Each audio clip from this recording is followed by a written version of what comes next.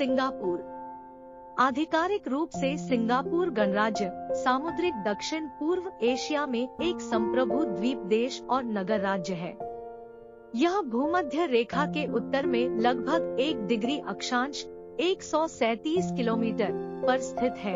Malay प्रायद्वीप के दक्षिणी सिरे से दूर पश्चिम में मलक्का जलसंधि, दक्षिण में सिंगापुर जलसंधि, पूर्व में दक्षिण चीन सागर और उत्तर में जोहोर जलसंधि। देश का क्षेत्र एक मुख्य द्वीप, 63 उपग्रह द्वीपों और एक बाहरी द्वीपसमूह से बना है। व्यापक भूमि उद्धार परियोजनाओं के परिणामस्वरूप देश की स्वतंत्रता के बाद से इनका संयुक्त क्षेत्र 25% बढ़ गया है। इसका विश्व में तृतीय सबसे अधिक जनसंख्या घनत्व है। बहुसांस्कृतिक आबादी के साथ और राष्ट्र के भीतर प्रमुख जातीय समूहों की सांस्कृतिक पहचान का सम्मान करने की आवश्यकता को पहचानने के साथ सिंगापुर की 4 आधिकारिक भाषाएं हैं: अंग्रेजी, मलय, मंदारिन और तमिल। अंग्रेजी भाषा संपर्क भाषा है और कई सार्वजनिक सेवाएं केवल अंग्रेजी में उपलब्ध है। बहुजातीयवाद संविधान में निहित है और शिक्षा, आवास और राजनीति में राष्ट्रीय नीतियों को आकार देना जारी रखता है। सिंगापुर का इतिहास न्यूनतम 1 सहस्राब्दी पहले का है। एक सामुद्रिक जहाजांतरण रहा है जिसे तेमासिक के रूप में जाना जाता है और बाद में कई सामुद्रिक साम्राज्यों के एक प्रमुख घटक के रूप में जाना जाता है। इसका समकालीन युग 1819 में शुरू हुआ जब स्टैमफोर्ड रैफ्ट्स ने सिंगापुर को ब्रिटिश साम्राज्य के एक पन्याले केंद्र स्थान के रूप में स्थापित किया। 1867 में दक्षिण पूर्व एशिया में उपनिवेशों को पुनर्गठित किया गया और जलसंधि उपनिवेशों के भागों के रूप में सिंगापुर ब्रिटेन के सीधे नियंत्रण में आ गया। द्वितीय विश्व युद्ध के दौरान 1942 में जापान द्वारा सिंगापुर पर कब्जा कर लिया गया था और 1945 में जापान के आत्मसमर्पण के पश्चात एक अलग क्राउन कॉलोनी के रूप में ब्रिटिश नियंत्रण में वापस आ गया। सिंगापुर ने 1959 में स्वशासन प्राप्त किया और 1963 में मलाया के साथ उत्तर बोर्नियो और सरवाक मलेशिया के नए संघ का भाग बन गया। वैचारिक मतभेद, विशेष रूप से ली कुआन याओ के नेतृत्व में समतावादी मलेशिया राजनैतिक विचारधारा के कथित अतिक्रमण ने मलेशिया के अन्य घटक संस्थाओं में भूमिपुत्र और केतुआनन मेलायू की नीतियों के कथित खर्च पर अंततः सिंगापुर से निष्कासन का नेतृत्व किया। संघ 2 साल बाद 1965 में सिंगापुर एक स्वतंत्र संप्रभु देश बन गया। सिंगापुर एक ऐसे सपने की तरह है जिसमें चकाचौंध और रोमांच पूरी तरह लिप्त है। दुनिया के हर एक व्यक्ति की एक अंदरूनी चाह होती है कि वो अपनी जिंदगी को वैसे ही सितारों की तरह जगमगा सके जैसे ये शहर जगमगाता है। सिंगापुर दर्शनीय स्थल लोगों को आकर्षित करते हैं, वो भी इस कदर कि लोग चाह कर भी अपनी मोह माया से छुटकारा ना पा सके। ये शहर लोगों को उसी तरह फंसाता है जैसे चूहेदानी चूहे को फंसाती है। फर्क बस इतना है कि चूहा उसमें कैद होकर रह जाता है और व्यक्ति कैद होकर भी लुत्फ उठाता है। अगर आप सेंटोसा द्वीप के खुले वातावरण का लुत्फ उठाना चाहते हैं तो गर्मी के मौसम में जून से अगस्त के बीच का समय सबसे सटीक है। अगर आप चाइना के नए साल के उत्सव में शामिल होना चाहते हैं तो आप जनवरी में आएं। यह त्योहार साल की पहली पूर्णिमा को मनाया जाता है। अगर आप खरीदारी के बेहद शौकीन हैं, तो जून से अगस्त के महीने आपके हैं, क्योंकि इस दौरान यहाँ की सबसे बड़ी सेल होती है। वैसे यहाँ का मौसम साल भर लगभग समान ही रहता है। अगर आप भीड़ भाड़ से घबराते हैं तो दिसंबर, जनवरी और जून में आने की ना सोचें। अगर आप दिसंबर या जनवरी में यहाँ आना चाहते हैं तो अपने साथ छाता जरूर रखें, क्योंकि इस दौरान लगातार बारिश होती है। गार्डन्स बाय द बे। रात को बेहद रोमांचक और आंखों को चौंधियाने वाली ये जगह हमें ऐसी सपनों की दुनिया में पहुंचाती है जहां केवल आनंद की मदमस्त हवा है।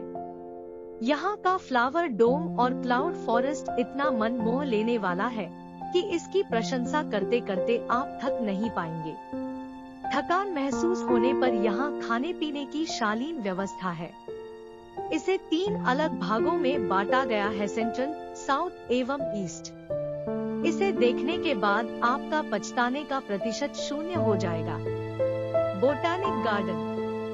अगर आप सिंगापुर शहर की चकाचौंध से कुछ वक्त का अंतराल चाहते हैं और प्रकृति की शरण लेना चाहते हैं, तो इससे बेहतर जगह और कोई हो ही नहीं सकती। प्रकृति प्रेमी यहाँ से निराश होकर नहीं लौटेंगे। हरियाली से परिपूर्ण ये जगह आपको लोभित करेगी। पक्षियों की चहचहाहट और पेड़ों से गुजरती हुई बहती हवा की तरंग आपके अंतःमन को तृप्त कर देंगी। यहाँ कुछ छोटी झीलें भी हैं, जिसकी सरसराहट कानों को सुकून देती है। China town. हाट बाजार के शोरगुल से परिचित होने के लिए आप यहाँ आ सकते हैं। यहाँ से आप चाइना की पारंपरिक वस्तुओं को बटोरकर काफी सारी यादें घर ले जा सकते हैं। अगर आप यहाँ आए हैं तो मरियम्मन हिंदू मंदिर एवं बुद्ध टूथ रेलिक मंदिर अवश्य जाएं। चाइना का सबसे रंगीन मंदिर थियान हो केंग भी यही स्थित है, जो यहाँ का सबसे प्राचीन मंदिर है। यह मन को आध्यात्मिकता प्रदान करने का अच्छा केंद्र है। पंगगोल वाटरवे पार्क। अगर आप अपने परिवार के साथ, मुख्यतः बच्चों के साथ कहीं घूमना चाहते हैं, तो आप इसे प्राथमिकता जरूर दें। वाटरवे की असीम सुंदरता को निहारने के लिए नेचर केव यहाँ का सबसे अच्छा भाग है, जिसे देखने पर आपको शांति और सुकून का आभास होगा। रिक्रिएशन जोन एक बहुत ही उम्दा भाग है, जहां आप अपने परिवार के साथ पानी और रेत के खेलों का मजा ले सकते हैं। इसकी ग्रीन गैलरी पूरी तरह पेड़ पौधों से लदी हुई है, जो ताजगी का एहसास कराती है। Singapore flyer. इस शहर को देखने का सबसे अच्छा तरीका है ऊपर से निहारना, जैसे कोई पक्षी उड़ते हुए हर जगह का नजारा आंखों में बांधते हुए उड़ता है। अगर आपको कभी मौका मिले तो सूर्यास्त का नजारा यहाँ से आंखों में भरा जा सकता है। यह एशिया का सबसे बड़ा जियांट व्हील है, जिसकी ऊंचाई 165 मीटर है। यहाँ से इंडोनेशिया और मलेशिया के कुछ भाग भी दिखते हैं। इसे तकनीक का सबसे अच्छा उदाहरण माना जाता है। सिंगापुर जू। यह एक पारिवारिक स्थल है। यहाँ कुछ जानवरों की बेहद खूबसूरत और विलुप्त प्रजातियां रहती है। यहाँ 300 से भी अधिक प्रजातियां हैं, जिसमें जिराफ, कोआला, ज़ेब्रा और व्हाइट टाइगर शामिल है। इसके फ्रोजन टोंड्रा में ध्रुवीय भालू और रैकोन डॉग की प्रजातियां हैं। फ्रेजाइल फॉरेस्ट कीड़ों से भरा हुआ है। कुछ और आकर्षित चीजें जैसे स्प्लैश सफारी शो, ओरंगुटन एक्सिबिट और जंगल ब्रेकफास्ट भी आकर्षण का केंद्र है। यहाँ आकर आप भरपूर आनंद पा सकेंगे। Universal studios. यह सेंटोसा द्वीप पर स्थित है, जो सिंगापुर की सबसे रोमांचक जगह है। यह भी एक पारिवारिक जगह है, जो आपको मनोरंजन, उत्सुकता, हर्षोल्लास प्रदान करेगी। यहाँ आपको अपना स्वाद बेहतर करने के लिए बहुत सारे रेस्टोरेंट, कैफे आदि मिलेंगे। यहाँ आकर आप वॉक ऑफ फेम भी जा सकते हैं, जहाँ आपको हॉलीवुड की हस्तियों के साथ पोज देने का मौका मिलेगा। आपके रोमांच को बनाए रखने के लिए यहाँ रोलर कोस्टर, बैटलस्टार गैलेक्टिका भी है। चंगी म्यूजियम। यह सबसे प्रसिद्ध सिंगापुर आकर्षक स्थल है। यहाँ आप द्वितीय विश्व युद्ध के दौरान पीड़ित लोगों की कहानी जान सकते हैं। पत्रों, तस्वीरों और कुछ रेखा चित्रों के द्वारा कहानियां बयान की जाती है। यात्रियों को ऑडियो गाइड भी मिलते हैं, जो इन संग्रहालय के बारे में उन्हें बताते चलते हैं। यहाँ बनी पेंटिंग बॉम्बार्डियर स्टेनली वॉन द्वारा बनाई गई है।